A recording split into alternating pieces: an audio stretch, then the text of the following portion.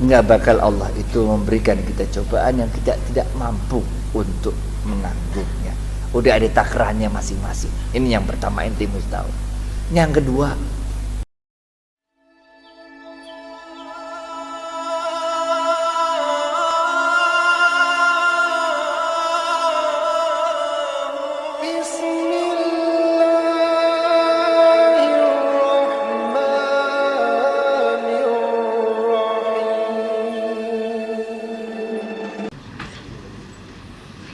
Bismillahirrahmanirrahim. Assalamualaikum warahmatullahi wabarakatuh. Alhamdulillahilladzi arsala rasulahu bil huda wa dinil haq liyuzhirahu 'ala ad-dini kullihi walau karihal kafirun walau karihal musyrikun walau karihal munafiqun. Asyhadu an la ilaha illallah wahdahu la syarikalah wa asyhadu anna Muhammadan abduhu wa rasuluhu la nabiyya ba'da. Allahumma shalli ala Muhammad wa ala ali Muhammad kama shallaita ala Ibrahim wa ala ali Ibrahim wa barik ala Muhammad wa ala ali Muhammad kama barakta ala Ibrahim wa ala ali Ibrahim fil alamin innaka Hamidum Majid. Jamaah sekalian rahimakumullah, berapa orang di antara jemaah yang rumahnya kebanjiran? Ada yang banjiran? Ada yang banjiran? Bapak nggak ada yang banjiran, Pak? Hadirin hadirat rahimakumullah, yang namanya kehidupan ya kayak begitu.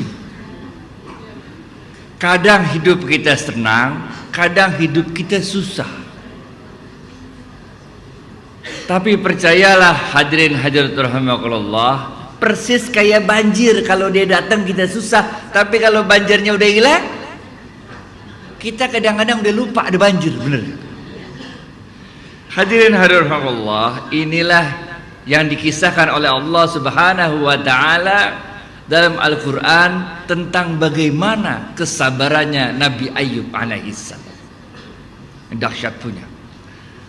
Kadang-kadang kita kalau bad things happen to bad people, kita bilang emang pantes-pantesannya, bener ya?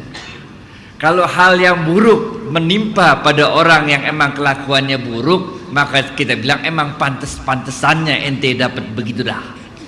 Itu persekot di dunia, uang muka di dunia, ntar yang lebih parah lagi di akhirat, kira-kira juga. Tapi ketika bad things happen to good people, tapi ketika hal-hal yang buruk menimpa orang-orang yang berperilaku baik, ente udah sholat 5 waktu terus, puasa kagak lepas, bukan aja Ramadan, tambah-tambah sunnah juga, sholat malam juga, pokoknya hidup ente udah lempeng.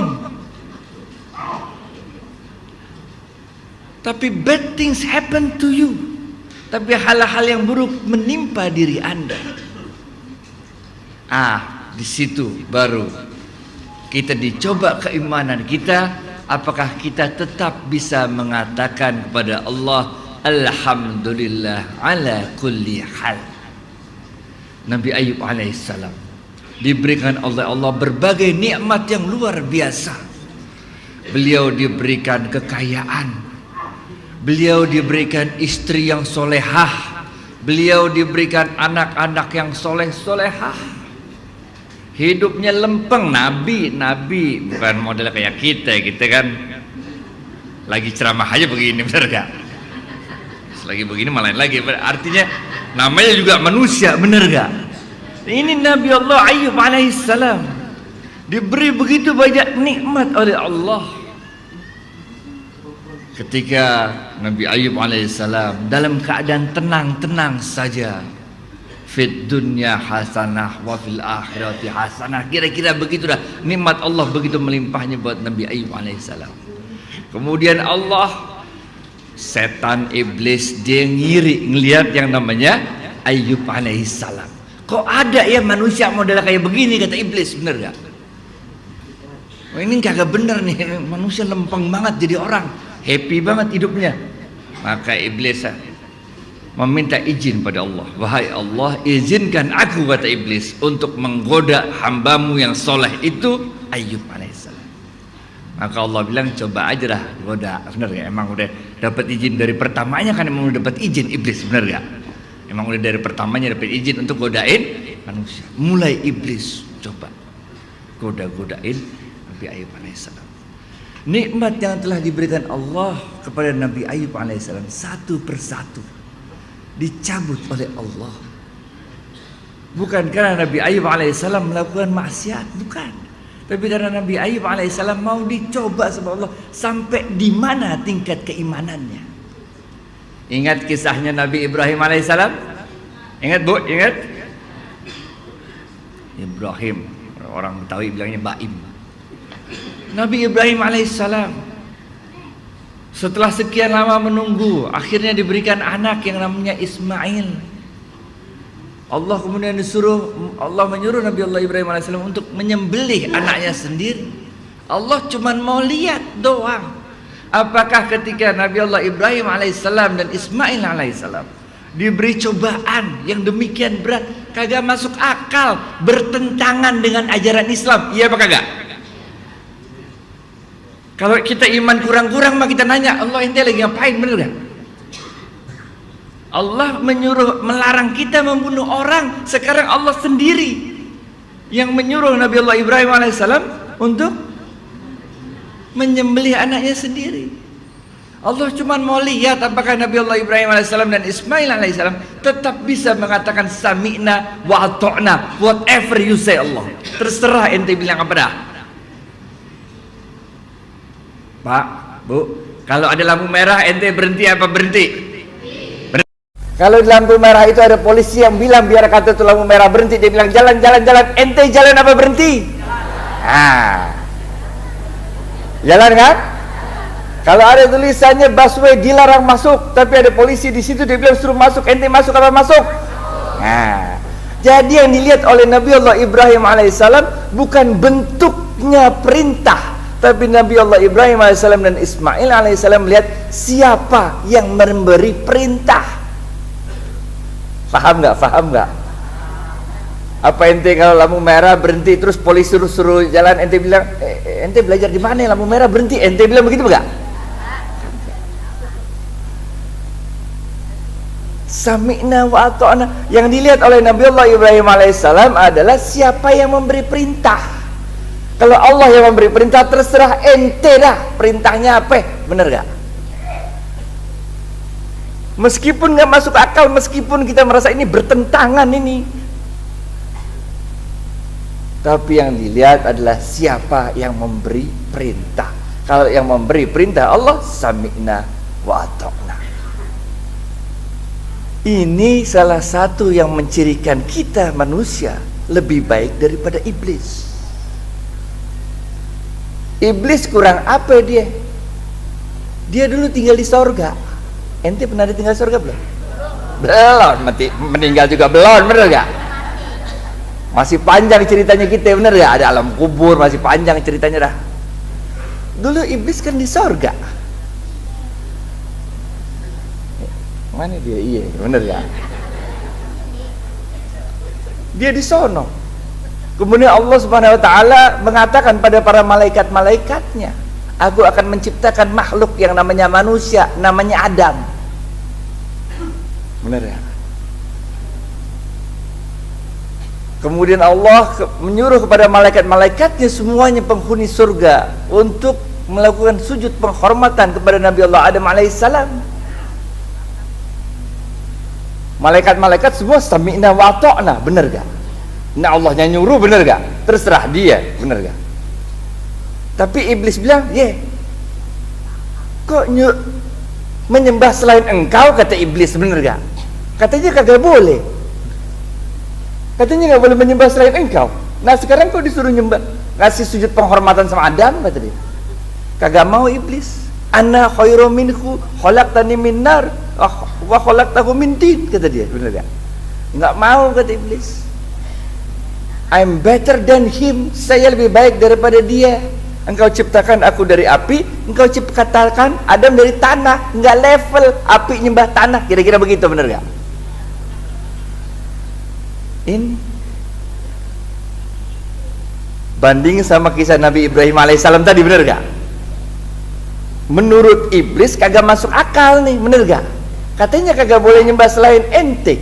Nah sekarang suruh sujud penghormatan sama selain ente, menurut iblis, bener gak? Dia kagak lihat siapa yang nyuruh, bener gak?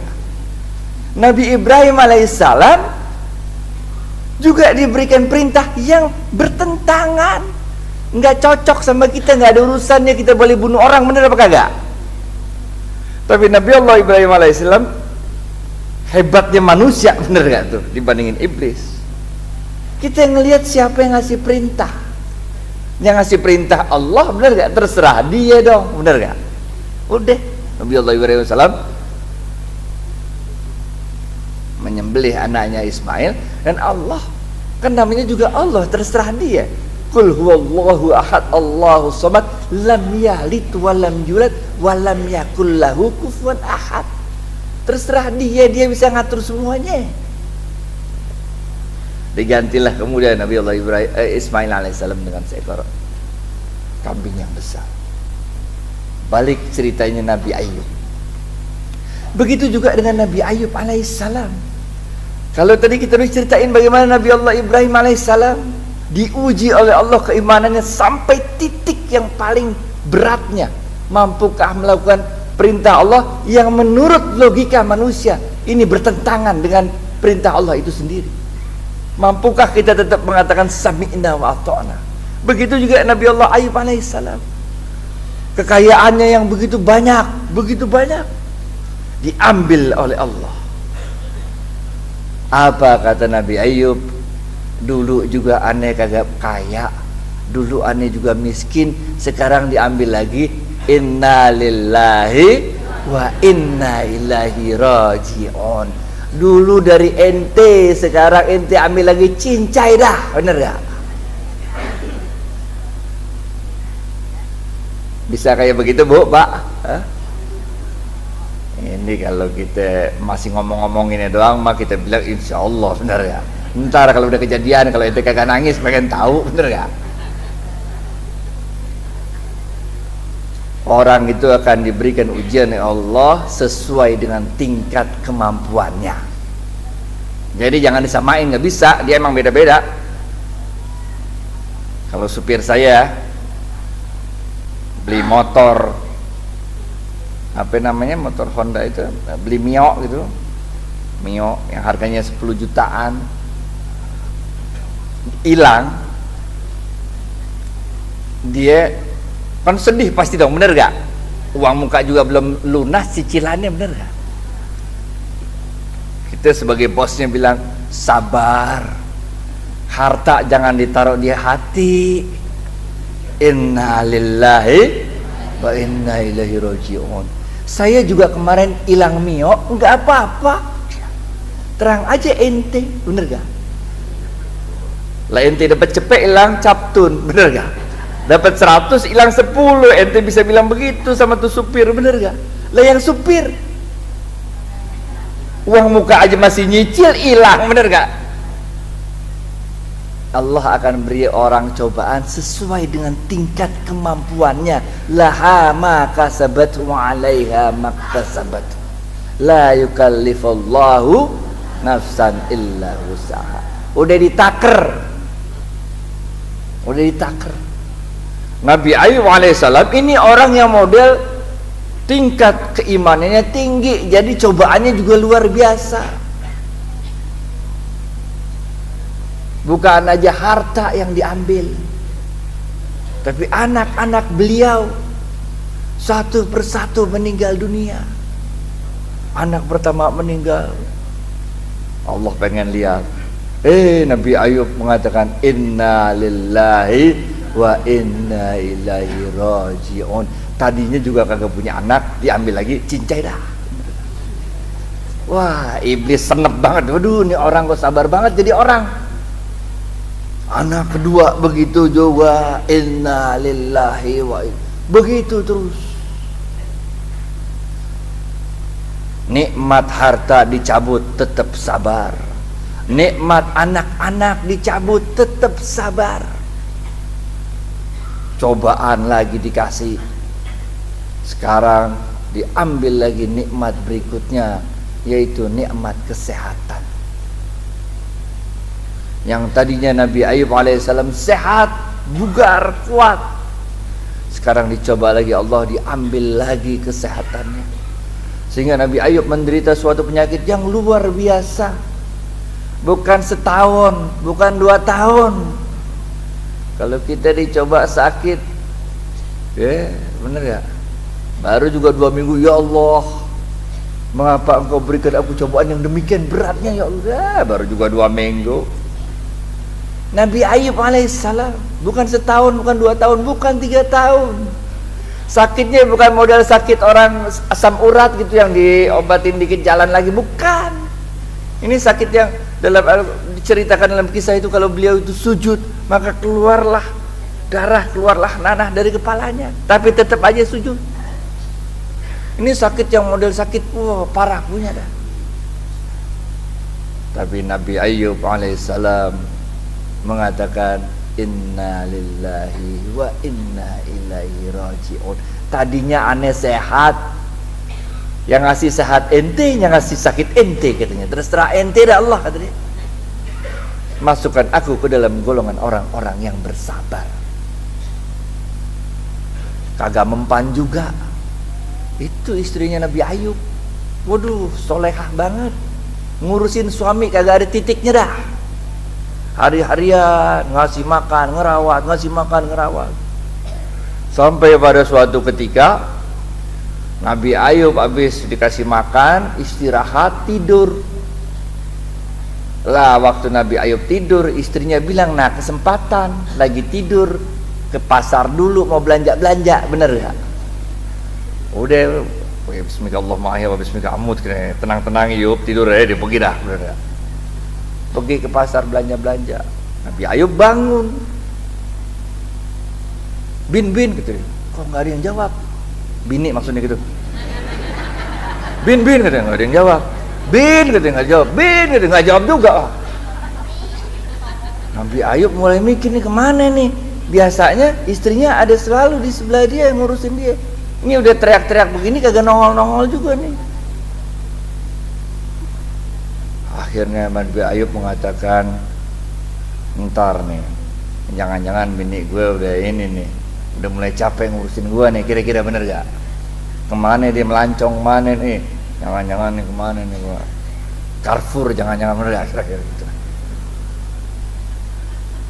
Nabi Ayub udah, dia bilang kemudian dengan, ya Allah, seandainya engkau mengembalikan nikmat kesehatan, kalau aku nanti pulih kembali dari sakitku itu, niscaya akan aku hukum istriku itu, akan aku pukul dengan 100 kali pukulan. Nabi juga manusia, Bu, bener gak? Namanya juga orang, ya kita lagi normal aja Pak, kita lagi normal aja, kalau istri kita kelewat cerewet kita kan sebel juga, bener gak? Ya ibu gitu juga kan, kalau suami ndablek banget kita sebel juga, bener gak? Sama biasa mah, biasa.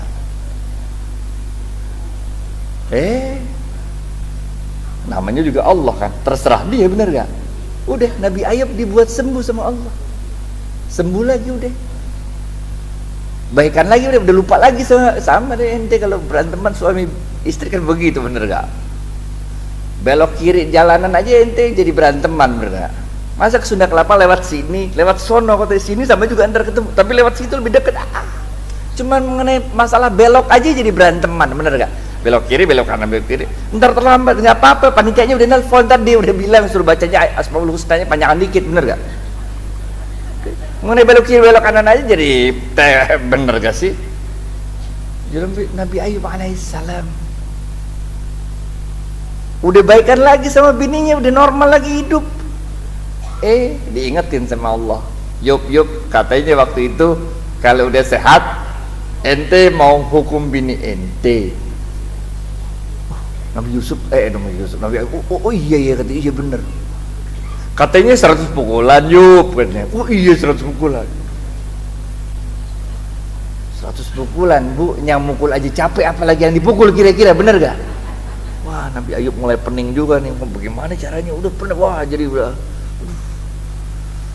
udah janji, udah nazar, mau kalau sehat mau mukul bininya, tapi udah sehat, rasa keselnya udah hilang, mau mukul juga udah kasihan, pening udah dah.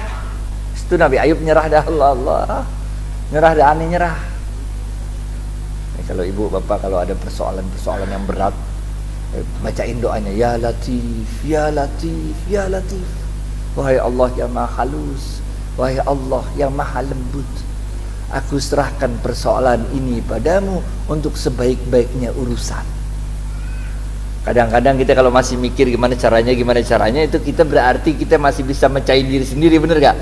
Itu belum mentok tuh. Kalau udah mentok ente udah gak ngerti mesti ngapain lagi dah, udah gak ngerti dah. Baca doanya, kita serahkan persoalan ini pada Allah untuk sebaik-baiknya urusan. Namanya juga Allah Subhanahu wa taala Ar-Rahman Ar-Rahim. Sama kayak ceritanya Nabi Allah Ibrahim AS, cuman pengen ngetes doang. Apa kata Allah? Udah Yub, ente ambil dah 100 helai. Dalam satu kisah diterjemahkan dalam bahasa Indonesia menjadi lidi, dalam kisah lain diterjemahkan dalam Indonesia namanya jerami, kisah lain namanya rumput, terserah ente dah. Model kayak apa, bener gak? Kemudian Allah mengatakan pada Nabi Ayub alaihissalam, ikat jerami yang 100 itu atau lidi yang 100 itu, pukulkan pada istrimu sekali, udah itu udah sama 100 kali udah. Ini kisahnya Nabi Ayub alaihissalam. Jadi Bapak Ibu sekalian rahimakumullah, dalam kehidupan kita yang memang kayak begini, yang namanya hidup begini, cobaan-cobaan itulah yang akan menentukan tingkatan mana kita akan ditaruh oleh Allah dalam surganya nanti. Ini nggak ada rumusnya tuh. Kalau ente udah hidup lempeng, udah sholat segala macam, terus hidup ente lempeng aja kagak ada cobaan, nggak ada, bukan begitu, nggak. Rasulullah SAW aja cobaan kurang apa Rasul men bisa ngobrol sama Allah, bener gak? Allah mengatakan assalamu alayka ayyuhan nabiyyu wa rahmatullahi wa barakatuh, udah pakai begitu, udah salam selamat dari Allah, udah aman banget, bener gak? Tapi Rasulullah SAW bukan orang yang egois.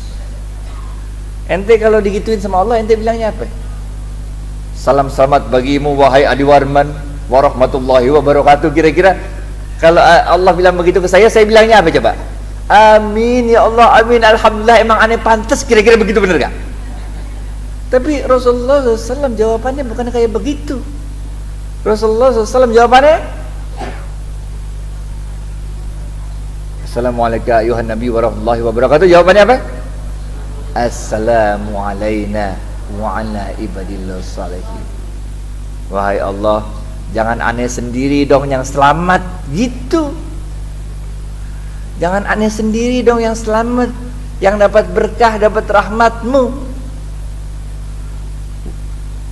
Assalamu alayna, dan juga berilah selamat, keberkahan dan rahmat bagi hamba-hambamu yang soleh. Jadi Bapak Ibu sekalian, Allah akan memberikan kita cobaan sesuai dengan tingkat kemampuan kita untuk mendapat cobaan tersebut. Allah akan beri cobaan kita sesuai dengan apa yang kita cintai.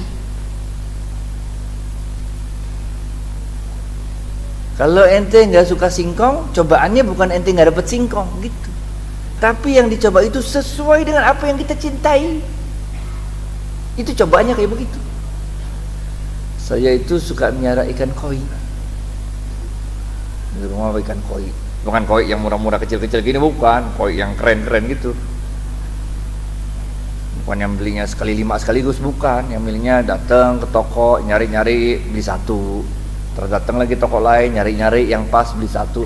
Pokoknya itu koinya itu yang di rumah itu individually selected, dipilih secara personal satu persatu.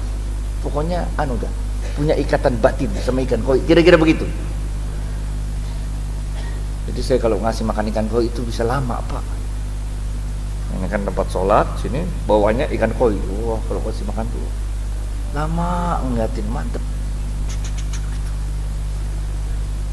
Jadi istri saya dia protes, ente kayaknya lebih senang lihat ikan koi daripada lihat gue, kata dia begitu. Ikan koi senang juga, kata yang di ente udah jelas kita senang, namanya bini, bener gak? Mau koi kok cemburu, bener gak? Repot. Suatu saat kita rame-rame keluar makan malam, yang kayak model-model begini nih, hari Minggu begini, keluar malam makan rame-rame sekeluarga.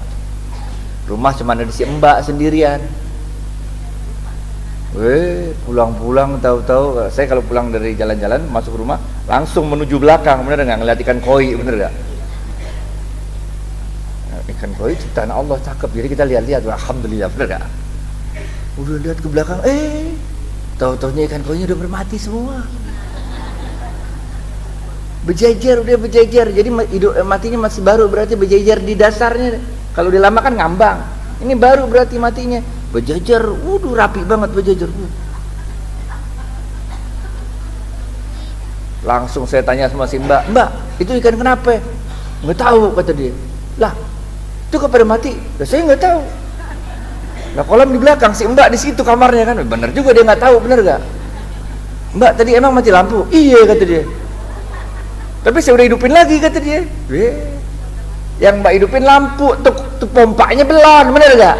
Ikan koi nggak ada lampu nggak apa-apa, dia nggak bakal nabrak, bener gak? Dia tahu jalan, bisa ngeliat juga biar kata gelap. Tapi kalau pompa mati, ikan ikutan mati. Aduh, mau marah sama si Mbak juga susah, bener gak? Udah saya hidupin kok, Pak, katanya. Hidupin belah sono belon, bener gak? Istri saya muncul dari belakang. Udah cuman ikan doang, bener ya? Ya, jangan ditaruh di hati, kan lu ustadz ya.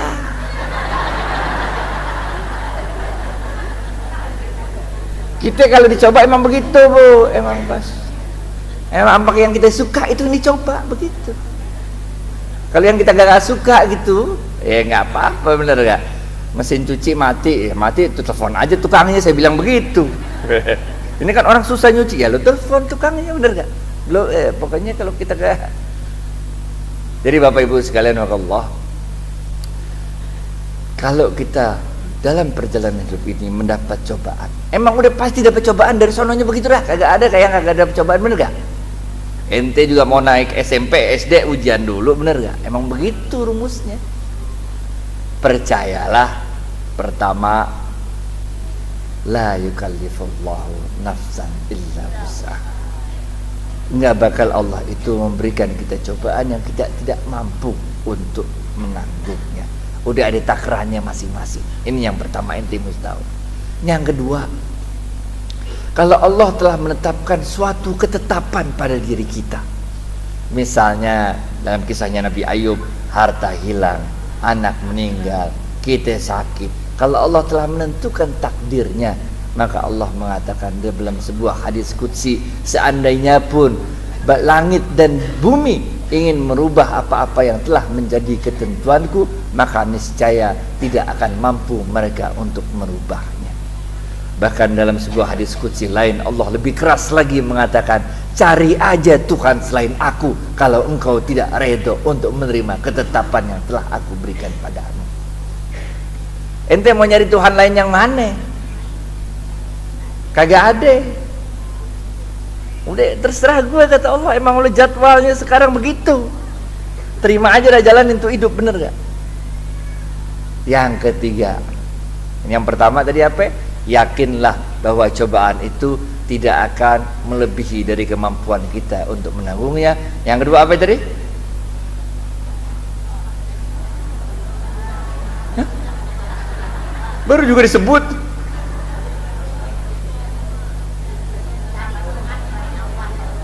Yang kedua, kalau Allah emang udah jadwalin, udah. Ente jangan tanya, ya Allah, mengapa engkau berikan aku cobaan yang begini berat, Allah? Bukankah aku selama ini telah mendekatkan dirimu. Wahimi Allah, kenapa aku yang kau pilih untuk menerima cobaan yang demikian berat? Jangan udah. Apa dosaku? Udah. Yang kedua, seandainya pun langit dan bumi mau merubah apa yang telah menjadi ketetapan Allah, niscaya mereka tidak akan mampu merubah ketetapanku ini. Bahkan Allah lebih keras lagi mengatakan, kalau engkau tidak redo atas cobaan-cobaan yang aku berikan padamu, maka cari saja Tuhan lain selain diriku. Udah, jalanin tuh hidup. Bismillah, tawakkaltu 'ala Allah, la haula wala quwata illa billahil aliyyil azim. Yang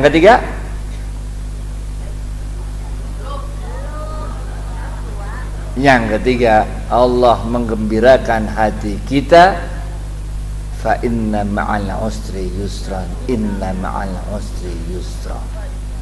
Tenang aja dah, habis banjir ada matahari.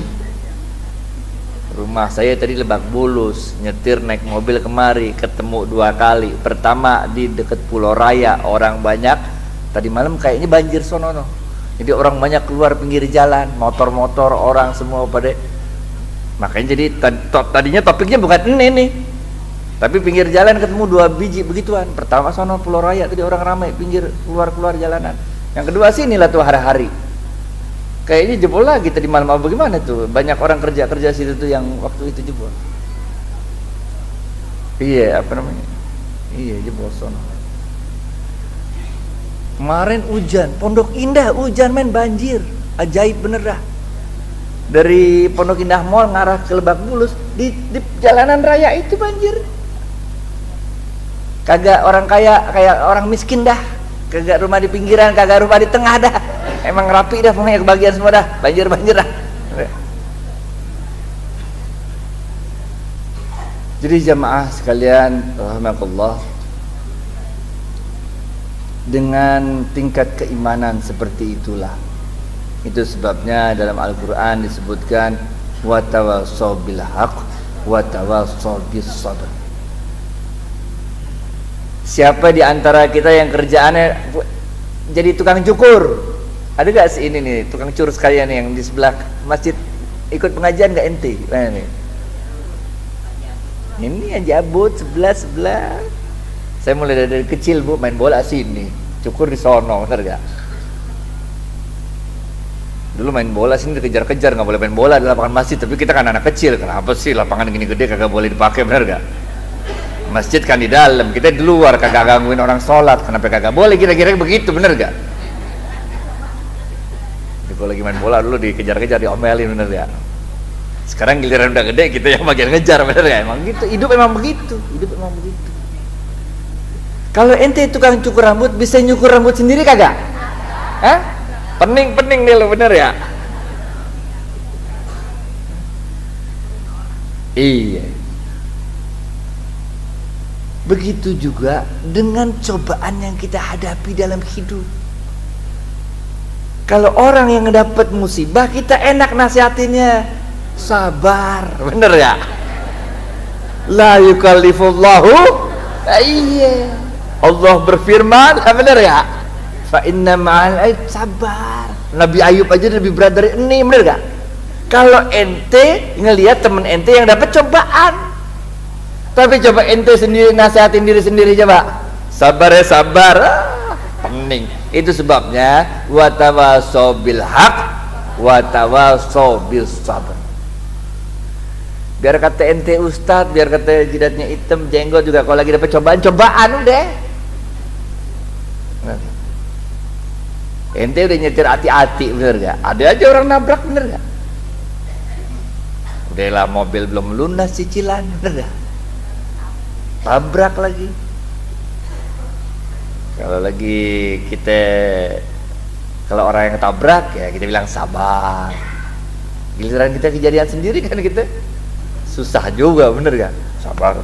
Wa tawassaw bil haqq wa tawassaw. Jadi Bapak Ibu sekalian, apabila ada saudara-saudara kita yang mendapat cobaan, maka kita menyabarkannya, menggembirakan hatinya dengan kisah-kisah yang menceritakan bagaimana pahala Allah begitu besarnya untuk orang-orang yang mampu melakukan sabar.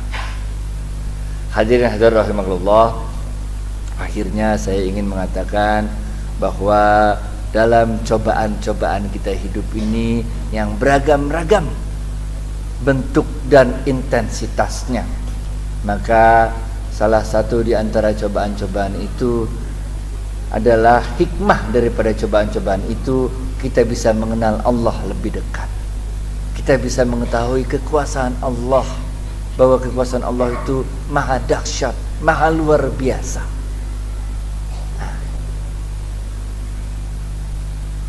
Kadang-kadang kita kalau nasihatin orang, kalau dia lagi nggak ada percobaan kagak mempan, kadang-kadang gitu. Orang kalau lagi begini mah diingetin, watawasabil haq, kagak mempan. Paling nyebelin lagi kalau diingetin, dia jawabin pakai dalil juga, ini paling pening kita dah. Sampai kita ingetin, jangan, dia masih juga nggak apa-apa. Allah mengatakan, Allah mengatakan. Kita ngingetin, ente malah diingetin malah kagak mau, bener gak? Jadi kita tidak boleh bosan-bosannya, harus selalu watawasabil haq, watawasabis sabr. Biasanya orang kalau lagi punya kekuasaan, lagi kuat, lagi diingetin agak susah. Tapi biasanya kalau lagi dapat cobaan, diingetin, biasanya gampangan masuknya. Dalam sebuah kisah diceritakan, kalau ada seorang yang fakir, yang miskin datang padamu, jangan engkau berikan ceramah, beri makanan.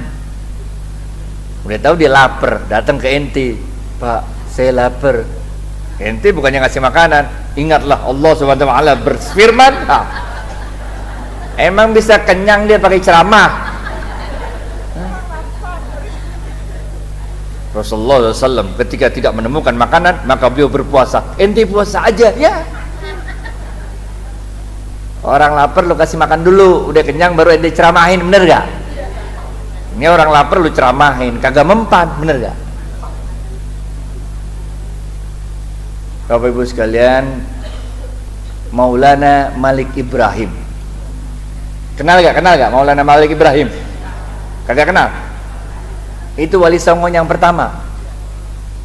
Maulana Malik Ibrahim di Gresik dulu dia. Maulana Malik Ibrahim ketika beliau menyebarkan agama Islam di Indonesia itu ilmunya bukan kayak begini nih, orang dikumpul-kumpulin denger ceramah, bukan. Waktu itu yang dominan agama di Indonesia, di Gresik waktu itu adalah agama Hindu. Tapi Maulana Malik Ibrahim, dia caranya menyebarkan agama Islam, bagaimana caranya? Pertama, dia buka warung murah.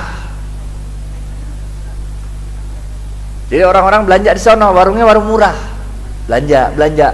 Jadi rumahnya Maulana Malik Ibrahim ini jadi ramai sama orang, karena orang-orang kalau belanja di situ warungnya murah. Setelah orang banyak ramai datang, ada yang sakit, ada yang nggak sakit. Beliau lakukan apa lagi yang berikutnya? Beliau kasih pengobatan gratis. Orang belanja kelihatannya sakit nih, begitu udah dipanggil sama orang, didoain, kasih obat sembuh, kasih pengobatan gratis. Sehingga orang ini belum cerita suruh masuk Islam segala macam, bukan, belum. Pokoknya dikasih warung murah, dikasih pengobatan gratis, gitu. Lama-lama orang melihat nih, oh ini orang baik juga ya, mantap juga nih orang nih, akhlaknya bener ya, akhlaknya. Mulai doain, orang mulai mikir, baca apa ini Tuhan, katanya. Ente ini doa Allah, pelan masuk. Akhirnya Islam menyebar di Indonesia. Ada 2 negara Bapak Ibu sekalian yang selalu jadi contoh masuknya Islam ke sebuah negeri. Yang satu nama negerinya adalah Andalusia. Andalusia tahu Bu? Spanyol sekarang namanya. Islam masuk ke Spanyol. Spanyol letaknya adalah di sebelah baratnya Mekah Madinah. Islam masuk ke Spanyol dengan cepat, dibawa oleh Bani Umayyah 2. Jadi Bani Umayyah dikalahkan oleh Bani Abbasiyah. Dia kabur, lari ke Mesir.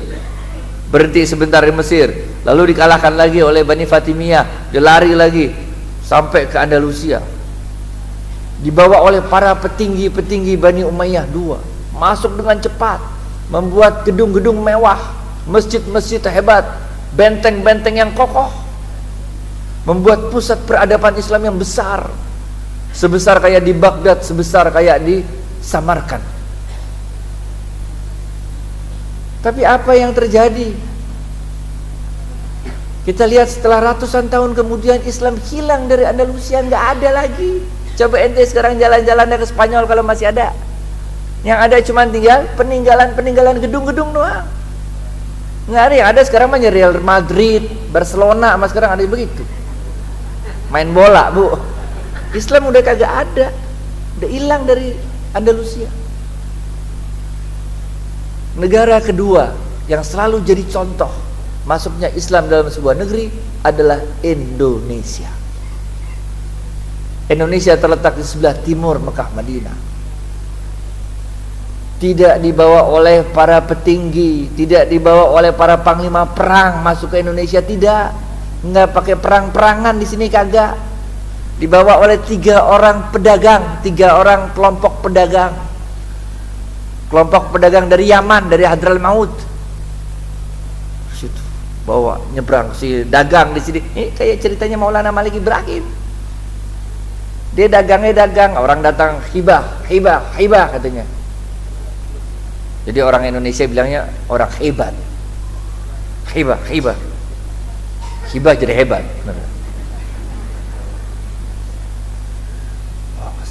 Yang kedua, kelompok pedagang dari Gujarat. Itu juga masuk ke sini, bawa Islam ke sini pakai dagang.